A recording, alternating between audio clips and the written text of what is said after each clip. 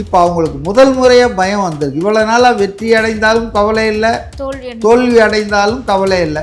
ஏன்னா எல்லாம் நம்ம பசங்க தானே, பார்த்துக்குவாங்க. அவங்க ஜெயிச்சா இவங்க காப்பாற்றிக்குவாங்க, இவங்க ஜெயிச்சா அவங்க காப்பாற்றிக்குவாங்க. இதே ஏவா வேலு வந்துங்க பல ஆயிரம் கோடி ரூபாயை கொள்ளை அடிச்சிருக்கான்றது தான் என்னுடைய எண்ணம். சிங்கப்பூரில் போய் பெட்டில் படுத்துக்கினாலும் சரி, இல்லை எங்கேயாவது போய் பதுங்கினாலும் சரி, சட்டத்தின் கரம் நீண்டது. அதை போய் பிடிச்சி இழுத்துன்னு வரோம் எங்கே இருந்தாலும். சில்லுவண்டு சிக்கும் சிறுத்தை சிக்காது மாமே. போடாத ரோடுக்கு போட்டதாக ஒரு 3.3 கோடியை பில் பாஸ் பண்ணியிருக்காங்க. இப்போ அதில் எப்படி வசமாக ஏவா வேலு அந்த கம்பெனி மாட்டியிருக்குன்னா, வேலை செய்யாமல் காசை அடித்தது ஒரு பெரிய குற்றம். அந்த குற்றத்தை ஒருத்தன் அம்பலப்படுத்துகிறான் அப்படின்னா டக்குன்னு ரோடை சும்மா கொஞ்சம் வாழை போட்டு ரெக்கார்ட் பண்ணிட்டோம்னா இல்லை அங்கே நடந்துருக்குன்னு சொல்லலான்னு பார்த்தாங்க. கருணாநிதி குடும்பமே ஆந்திராவில் இருந்து தான் வந்தாங்க, அவங்க எப்படி தமிழ்நாட்டை ஆள முடியும் அப்படின்ற மாதிரி கொஸ்டின் பண்ணிருக்காரு. உண்மையா சார் அவங்க ஆந்திராவில்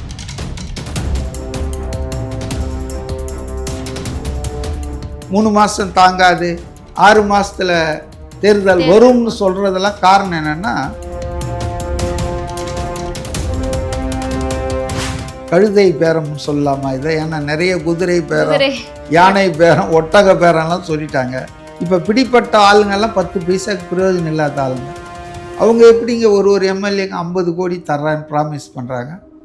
தலைமை மூலமா சொல்லி தான் இவங்க போய் செயல்படுறாங்க. அப்போ இவங்கெல்லாம் ஒரு அவுட் சோர்சிங் மாதிரி. அரெஸ்ட் ஆன எல்லாரும் என்ன சொல்லியிருக்கிறதா கேள்விப்பட்டேன்னா, செந்தில் பாலாஜியை இன்னும் கைது செய்கிற லெவலுக்கு போலீஸ் வரல, உங்களை விசாரிக்கணும் தான் வாங்க. நேற்று கரூரில் போய் அவங்க வீட்டில் அவங்க அப்பா அம்மா கிட்டே சர்வ் பண்ணிட்டு வந்திருக்காங்க.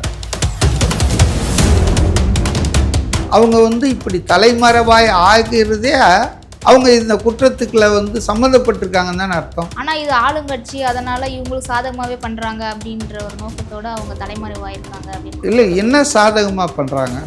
கை கட்டி அவங்க நீ எங்கள் ஆட்சியை கவுத்திருப்பா அப்படின்னு வேடிக்கை பார்க்கணுமா? நீ இதை வெளியே சொன்னால் உன்னையும் உன் குடும்பத்தையும் போட்டு தள்ளிடுவோன்னு மிரட்டினா ஒரு சட்டமன்ற உறுப்பினர், அதான் அந்த ஊத்தங்கரை எம்எல்ஏ இளையராஜா, அப்போ அவர் போய் கம்ப்ளைண்ட் கொடுத்துட்டார். இவங்க அதுக்கு தான் பெரிய தப்பு. ஸோ அதில் கைது பண்ண 8-9 பேரில் ஒரு ஆள் ஏடிஎம்கேலும் இருக்கான். அதனால் இது ஜாயிண்ட் வெஞ்சர் தாங்க.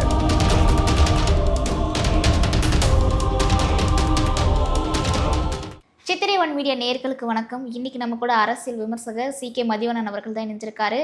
வணக்கம் சார். வணக்கம் சார். ஃபஸ்ட் எடுத்தோடனே ஒரு 4 கொஸ்டின் கேட்டுடுறேன். அது ஒரு மக்கள் உங்களுடைய இன்டர்வியூவை பார்த்து அதுக்கு கமெண்ட் பண்ணியிருக்காங்க. அவங்க மக்கள் கேட்ட கொஸ்டினுக்கு நீங்கள் ஒரு திருக்குறள் மாதிரி ஒரு வரியில் ஆன்சர் பண்ணிடுங்க. ஒருத்தர் என்ன சொல்லியிருக்காருன்னா, மதிவணன் சார், நீங்கள் என் கமெண்ட்டை பார்த்தா என்னுடைய மெசேஜை தளபதி அண்ணா காதுக்கு கொண்டு செல்வீங்களா அப்படின்னு கேட்டிருக்காரு. ஆனால் என்ன மெசேஜ்னு அவர் போடலை. அதாவது எதனா ஒரு கோரிக்கையோ கொள்கையோ ஒரு கமெண்ட்ஸில் சொன்னால் அதை நீங்கள் விஜய் சாருக்கு, சிஎம் சாருடைய காதுக்கு எடுத்துகிட்டு போவீங்களா அப்படின்ற மாதிரி கொஸ்டின் பண்ணியிருக்காரு. அது என்னுடைய வேலை இல்லையே. அவர் நேரடியாகவே அவங்க கட்சியில் யாருக்காவது சொல்லலாம். நேரடியாக ஒரு சிஎம் செல்லே ஒரு இது இருக்க, அவங்க எது ஒன்றாலும் கான்டாக்ட் பண்ணலான்ட்டு அதில் போடலாமா? சரி, ஓகே சார். இன்னொருத்தர் என்ன சொல்லியிருக்காருன்னா, ஐயா உங்கள் அறிவும் உங்கள் உண்மையும் எங்களுக்கு என்றென்றும் கிடைக்க வேண்டும், நீங்கள் 100 வருஷம் நான் வாழணும் அப்படின்ற மாதிரி கமெண்ட் பண்ணியிருக்காரு. அதை பற்றி சொல்ல நன்றி அவருடைய வாழ்த்துக்கு. ஆனால் அவ்வளோ நாள்லாம் இருக்க வேண்டிய அவசியம் இல்லை. Date of manufacturing, date of expiry எல்லாருக்கும் உண்டு. அதனால் அதுபோல் எனக்கும் ஒரு நாள் வரும், அவ்வளோதான். சரி சார். இன்னொருத்தர் என்ன சொல்லியிருக்காருன்னா, சார் கருணாநிதி காலத்திலிருந்து நடந்த அக்கிரமங்களை தயவு செய்து சொல்லுங்கள், மிகவும் நாங்கள் ஆவலாக காத்திருக்கிறோம் சார். உங்களை போன்றவங்களால தான், இது மூலயமா தான் திமுகவில் கருப்பு சாயம் வெளுத்து போச்சு, டும் டும் டும் என்று நாங்களும் மார்த்தட்டி கொள்ளணும் அப்படின்ற மாதிரி கமெண்ட் பண்ணியிருக்காரு. அவருக்கு நமக்கு ஒன்றும் திமுக ஒன்றும் விரோதி இல்லை, கலைஞர் கருணாநிதி ஒன்றும் நமக்கு எதிரி இல்லை. மக்களுக்கு எதிரான நடவடிக்கைகளை யார் செய்தாலும் நம்ம விமர்சனம் பண்ணுறோம். அவர் நீண்ட காலம் ஆட்சியில் இருந்தார், அதனால் நம்ம அவரை விமர்சனம் பண்ணோம். Nothing personal. சார். இன்னொருத்தர் கருணாநிதி குடும்பமே வந்து ஆந்திராவுல இருந்து தான் வந்தாங்க, அவங்க எப்படி தமிழ்நாட்டை ஆள முடியும் அப்படின்ற மாதிரி கொஸ்டின் பண்ணிருக்காரு. உண்மையா சார் அவங்க ஆந்திராவில் இருந்து? No comments. நான் அந்த மாதிரி தொல்பொருள் ஆராய்ச்சிலாம் நான் பண்ணுறதில்ல.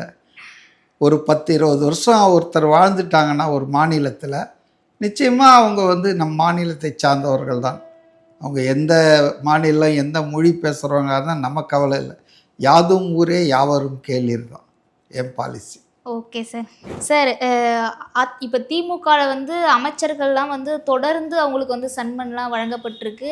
அதில் சேகர்பாபுக்கு வழங்கப்பட்டிருக்கு, செந்தில் பாலாஜிக்கு வழங்கப்பட்டிருக்கு. ஆனால் அவர் வந்து தலைமறைவாயிட்டார். இன்னமும் அவரை போலீஸார் வந்து தேடிட்டே இருக்காங்க. அதுக்கப்புறம் பார்த்தீங்கன்னா ஏவா வேலு அவருக்குமே வந்து வழங்கப்பட்டுச்சு. அவர் பார்த்தா சிங்கப்பூரில் எனக்கு வந்து நெஞ்சு வலின்னு சொல்லிட்டு சிங்கப்பூர் ஹாஸ்பிட்டலில் போய் அனுமதி வச்சுட்டாரு. அதுக்கப்புறம் அனிதா ராதாகிருஷ்ணன் அவர் வந்து தாவேக்காத சிஎம் வந்து அவதூறாக பேசினார் அப்படின்னு சொல்லிட்டு கைது செஞ்சாங்க. அதுக்கப்புறம் இப்போ விடுவிச்சிட்டாங்க. இந்த மாதிரி திமுகவில் தொடர்ந்து இந்த மாதிரி அமைச்சர்கள்லாம் இந்த மாதிரி சர்ச்சையில் ஓடி ஒளிஞ்சிக்கிறது இந்த மாதிரிலாம் போயிட்டு இருக்கிற சமயத்தில் ஸ்டாலின் அவர்கள் வந்து உதயநிதி ஸ்டாலின் இவங்க எல்லாருமே வந்து வெளிநாடு புறப்பட்டு சென்றாங்க. ஸோ இவங்களுக்கும் பயம் வந்துருச்சா கைது செய்ய, நம்மளுக்கும் இந்த மாதிரி எதனா வந்துடும் அப்படின்ற மாதிரி? அதாவது திமுகவினருக்கு ஒரு அச்சம் ஏற்பட்டிருக்கிறது. பயம்னு நான் சொல்ல மாட்டேன். ஏன்னா அந்த கட்சி எல்லா சோதனைகளையும் தோல்விகளையும் பார்த்து எதிர்கொண்டு மீண்டு வந்திருக்குது. அது ஒரு அரசியல் கட்சி, நீண்ட காலமாக செயல்படுற கட்சி. ஆனால் இப்போ என்ன அவங்களுக்கு ரியல் ப்ராப்ளம்னா, இவ்வளோ நாளாக அவங்க தோல்வி அடைந்தால் ஆட்சிக்கு வருவது அதிமுகவாக இருக்கும். அதிமுகவும் திமுகவும் ஒரே குட்டையில் ஊறிய மட்டைகள் தான். அவங்களுக்குள்ள ஒரு எழுதப்படாத ஒரு ஒப்பந்தம் இருக்குது. நாங்கள் ஆட்சிக்கு வந்தால் உங்கள் தவறுகளை எல்லாம் விசாரிக்க மாட்டோம், உங்களெல்லாம் நாங்கள் துன்புறுத்த மாட்டோம். அதே போல் நீங்கள் ஆட்சிக்கு வந்தால் எங்களை துன்புறுத்தக்கூடாது, எங்கள் தவறுகளை கண்டுகொள்ளக்கூடாது. இப்படி தான் 77லேருந்து 26 வரையில் மாறி மாறி ஒரு 50-60 வருஷம் திமுகவும் அதிமுகவும் ஆட்சி பண்ணாங்க தமிழ்நாட்டில். இப்போ முதன்முறையாக 2 பேருமே எதிர்கட்சியாக இருக்காங்க. புதிய கட்சி திரு விஜய் அவர்கள் தலைமையில் ஒரு புதிய ஆட்சி வந்திருக்கு. அவங்க குறிப்பாக வந்து ஊழலை நாங்கள் ஒழிச்சு கட்டுவோம், இப்போ ஊழல் நடக்காது மட்டும் இல்லை, முன்னால் ஊழல் நடந்து மக்கள் பணம் கொள்ளையடிச்சிருந்தா கூட அதையும் நாங்கள் விசாரித்து நடவடிக்கை எடுப்போம், அந்த கொள்ளை போன பணத்தை மீட்டெடுப்போம்ன்ற அளவுக்கு கரப்ஷன் ஃப்ரீ கவர்மெண்ட்ன்றதை ஒரு இலக்காக வச்சு தாவேகா அரசு செயல்படுது. அதன் ஒரு முதல் 50-60 நாள் ஆட்சியிலே பார்த்திங்கன்னா விளையும் பயிர் முளையிலே தெரியுன்ற மாதிரி லஞ்ச லாவண்யம் அரசு அலுவலகங்களில், அரசு ஒப்பந்தங்களில் எல்லாத்துலேயும் பெருமளவுக்கு குறைஞ்சிருக்குது. பார்ட்டி ஃபண்டுன்னு சொல்லி கடந்த காலங்களில் அதிமுக ஆட்சியிலும் சரி திமுக ஆட்சியிலும் சரி வசூலிக்கப்பட்டு ஏராளமான பணம் தனியாருக்கு போயிருக்கு. தனியார்னா பேர் தான் பார்ட்டி ஃபண்டு. அது அந்தந்த கட்சியில் முதல்வராக இருந்தவங்களுக்கு சம்மந்தப்பட்ட அமைச்சர்களுக்கு போயிருக்கு. அப்போ இன்றைக்கி அதையெல்லாம் விசாரிக்க ஆரம்பிச்சிருக்காங்க. உதாரணத்துக்கு சின்ன மேட்ரு தான் இது. கரூர் பகுதியில் போடாத ரோடுக்கு போட்டதாக ஒரு 3.3 கோடியை பில் பாஸ் பண்ணியிருக்காங்க. இப்போ அதில் எப்படி வசமாக ஏவா வேலு அண்ட் கம்பெனி மாட்டியிருக்குன்னா, பேமெண்ட்டெல்லாம் வந்து எந்த டேட்டில் போனாங்கச்சு, அதுக்கப்புறம் இந்த மாதிரி ஒரு அறப்போர் இயக்கம் ஒரு கம்ப்ளைண்ட் கொடுத்து அது பெருசாக ஆகப்போகுதுன்னு கொஞ்சம் போலீஸ் துணையோடு சும்மா கொஞ்சம் பேட்ச் ஒர்க் பண்ணியிருக்காங்க. இப்போ அது எந்த டேட்டு, இப்போ எல்லாம் பிளாக் அண்ட் ஒயிட்டில் மாட்டியிருக்குங்க. ஸோ அதனால் அவங்க என்ன நினச்சாங்கன்னா, வேலை செய்யாமல் காசை அடித்தது ஒரு பெரிய குற்றம், அந்த குற்றத்தை வந்து ஒருத்தன் அம்பலப்படுத்துகிறான் அப்படின்னா டக்குன்னு ரோடை சும்மா கொஞ்சம் வாழை போட்டு ரெக்கார்ட் பண்ணிட்டோம்னா இல்லை அங்கே நடந்திருக்குது சொல்லான்னு பார்த்தாங்க. ஆனால் வல்லவனுக்கு வல்லவன் உலகத்தில் உண்டு. நீங்கள் எப்போ பணம் கொடுத்தீங்க பில்லுக்கு, எப்போ இந்த வேலை நடந்திருக்குதுன்றது தான் சிக்கல். பேமெண்ட்லாம் வாங்கின பிறகா, பில் கொடுத்த பிறகா வேலை செய்வாங்க கிடையாது. அப்போது மிகப்பெரிய ஃப்ராடுங்க இது. ஏவா வேலு வந்துங்க பல ஆயிரம் கோடி ரூபாயை கொள்ளை அடிச்சிருக்கான்றது தான் என்னுடைய எண்ணம், என்னுடைய கருத்து. ஏன்னா அவருடைய மாவட்டத்தில் திருவண்ணாமலையில் ஒரு 16 கோடியில் ஒரு பாலம் கட்டி ஒரு மழையில் 6-7 மாதத்துலேயே அதை அடிச்சின்னு போயிடுச்சு. அப்போ அதன் குவாலிட்டி எப்படி இருந்திருக்கும், அப்போ அந்த கன்ஸ்ட்ரக்ஷன் எப்படி ஒழுங்காக நடந்திருக்கும். 16 கோடியில் அநேகமாக 8 கோடி வந்து பார்ட்டி ஃபண்டுக்கு போயிருக்கும், யார் பாக்கெட்டுக்கோ போயிருக்கோம். ஏவாவேலு பாக்கெட்டுக்கு நிச்சயமாக ஒரு தொகை போயிருக்கும். அப்போ இன்றைக்கி பார்த்தீங்கன்னா அந்த பாலம் வந்து அடிச்சிட்டு போனதை பற்றி எந்த விசாரணையும் இல்லை. ஆக்சுவலாக விசாரிக்கணும் இல்லை. இப்போ நம்ம ஒரு டிவி வாங்குகிறோம், ஒரு பொருள் வாங்குகிறோம், அதுக்கு ஒரு கேரண்டி பீரியட் இருக்குல்ல. குறைந்தபட்சம் அந்த கேரண்டி பீரியடுக்குள்ளே அது ஃபால்ட் ஆச்சுன்னா, பழுதானா நம்ம வந்து அதை ஃப்ரீ சர்வீஸ் பண்ணி கொடுப்பாங்க.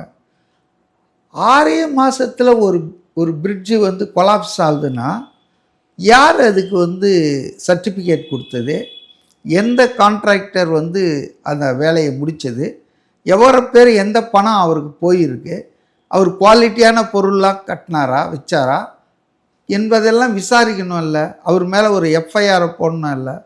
ஏதாவது நடந்ததா? ஒன்றுமே இல்லை. அது ஏதோ விபத்து மாதிரி விட்டாங்க. ஸோ அதாவதுங்க ஒரு தகவல் தான், அது எந்த அளவுக்கு நம்ம அறுதிட்டு சொல்ல முடியாது. ஏவாவேலு வந்து திமுக கூட்டணியுடைய தேர்தல் பிரச்சாரத்துக்கு செலவு பண்ணுறதில் பெரும்பங்கு வகிச்சிருக்கார். செந்தில் பாலாஜி, KN நேரு, இப்படி சில பேர் இருக்காங்க, ஒரு 3-4 பேர்.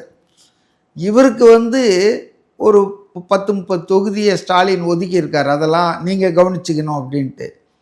அது இல்லாமல் 234 தொகுதி திமுக கூட்டணி கட்சிகள் இவங்க எல்லா தொகுதிகளுக்கும் தலா 20 கோடி ரூபாய் ஒரு ஏவாவேலு கொடுத்துருக்கார் தேர்தல் செலவுக்கு. தேர்தல் ஆணையத்தின்படி, சட்டத்தின்படி ஒரு MLA தொகுதிக்கு இவ்வளோ லட்சம் தான் செலவு பண்ணோன்ருக்கு, நாடாளுமன்ற தொகுதிக்கு இவ்வளோ தான் செலவு பண்ணோன்ருக்கு. ஆனால் இவங்க 20 கோடி ரூபாய் ஏவாவேலு திமுக சார்பாக கொடுத்துருக்காரு. எங்கேருந்து எடுத்து கொடுத்துருப்பாரு? வீட்டிலேருந்து எடுத்துகிட்டு வந்து கொடுத்துருப்பாரா? 234 × 20 கோடி எவ்வளோ? ஏறத்தாழ 5000-6000 கோடி ரூபாய் இந்த தேர்தலுக்கு அவர் செலவு பண்ணியிருக்கார். அப்போ இந்த பணம்லாம் எங்கேருந்து வருது? எல்லாம் இந்த மாதிரி தான், பாலம் கட்டுறதில், ரோடு போடாமல் போட்டதில், பெரிய பெரிய ப்ராஜெக்ட்ஸில் 50% பணத்தை அடிக்கிறது, இல்லை ப்ராஜெக்டே போலியாக இருந்தது. அப்போ இதெல்லாம் வந்து விஜய் அவர்கள் முதல்வரான பிறகு விசாரிப்பாங்களா மாட்டாங்களா? உப்பத்தினா தண்ணி குடிக்கணும்ல. நீ சிங்கப்பூரில் போய் பெட்டில் படுத்துக்கினாலும் சரி, இல்லை எங்கேயாவது போய் பதுங்கினாலும் சரி, சட்டத்தின் கரம் நீண்டது, அது அப்படி போய் பிடிச்சி இழுத்துன்னு வரோம் எங்கே இருந்தாலும்.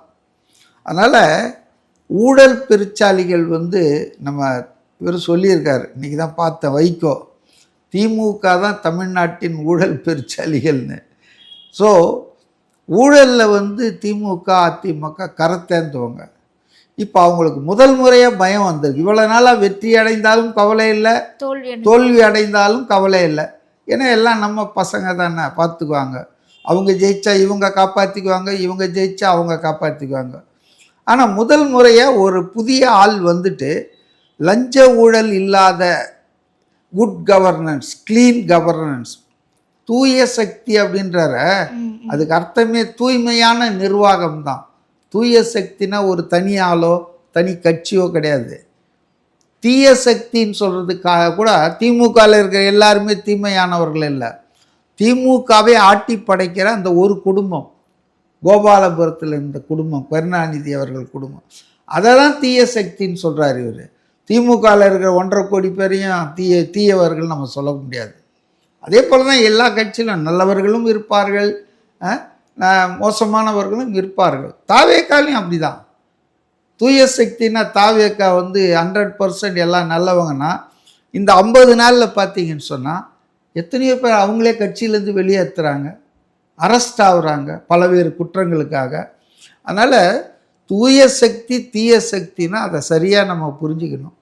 தூய சக்தினா TVK government will be a clean government, corruption இருக்காது, மக்கள் நலன்தான் அதை முன்னிலையில் இருக்கும்ன்றது தான், அதுதான் அதனுடைய அர்த்தம். தீய சக்தின்னு சொன்னால் இந்த டிஎம்கேவுடைய அந்த ஒரு குடும்பம், ஒன் ஃபேமிலி, சபரீசன், கனிமொழி, உதயநிதி, துர்கா ஸ்டாலின் இப்படி இவங்களை சுற்றி, அதே போல் ஒரு ஒரு மாவட்டத்திலும் இருப்பாங்க. கேஎன் நேரு, திருவண்ணாமலை ஏவாவேலு, விழுப்புரத்தில் பொன்முடி, இப்படி ஒவ்வொரு மாவட்டத்திலும் ஒரு ஃபேமிலி தான். இது ஒரு குடும்ப கட்சின்னு சொல்கிறது திமுகவை அதுக்கு தான். வேறு யாரும் இதுக்கு வெளியே வர முடியாது.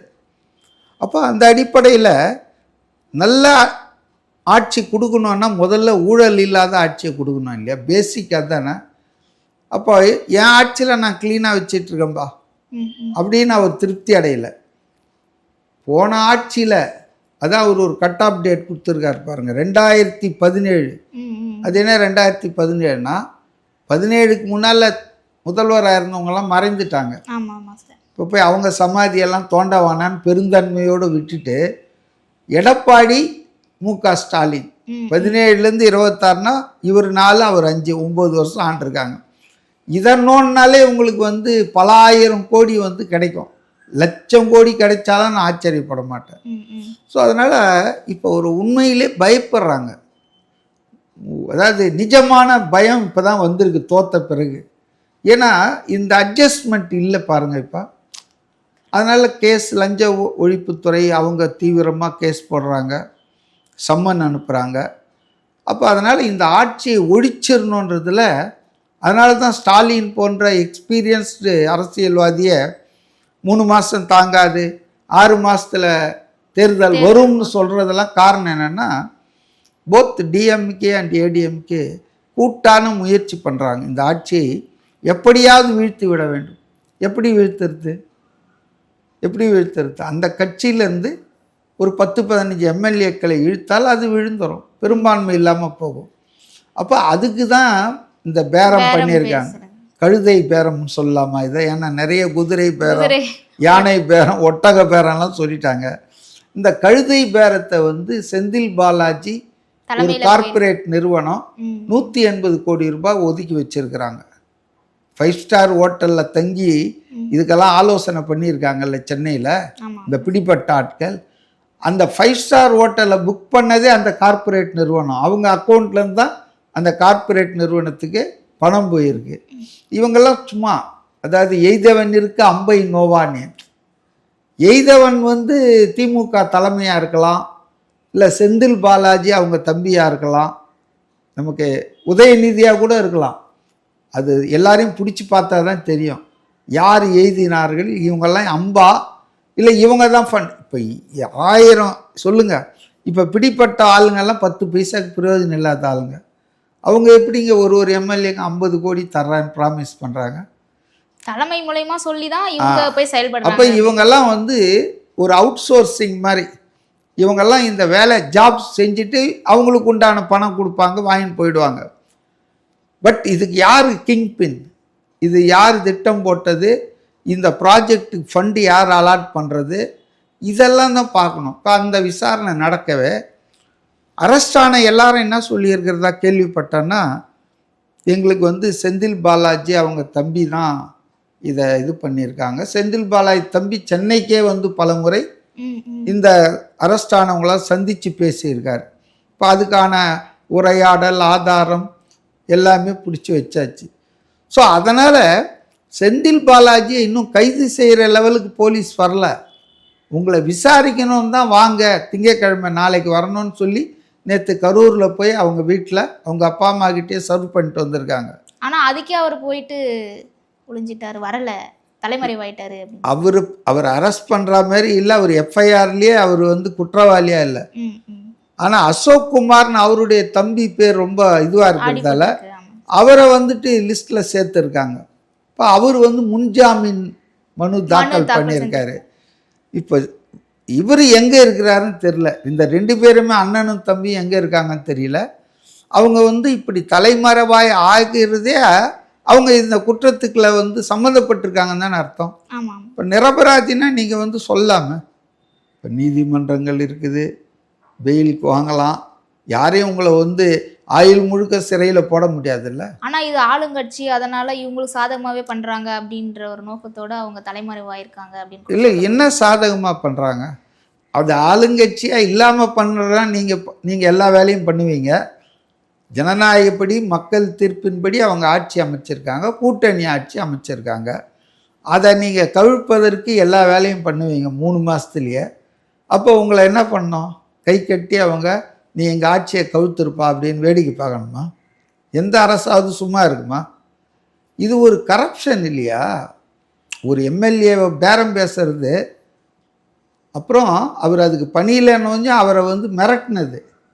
அங்கே தான் பிரச்சனை வந்துடுச்சு. கமிஷன் ஆஃபீஸுக்கு ஏன் போய் அவர் கம்ப்ளைண்ட் கொடுத்தாருன்னா, நீ இதை வெளியே சொன்னால் உன்னையும் உன் குடும்பத்தையும் போட்டு தள்ளிடுவோன்னு மிரட்டினா ஒரு சட்டமன்ற உறுப்பினர், அதான் அந்த ஊத்தங்கரை எம்எல்ஏ இளையராஜா, அப்போ அவர் போய் கம்ப்ளைண்ட் கொடுத்துட்டார். இவங்க அதுக்கு தான் பெரிய தப்பு.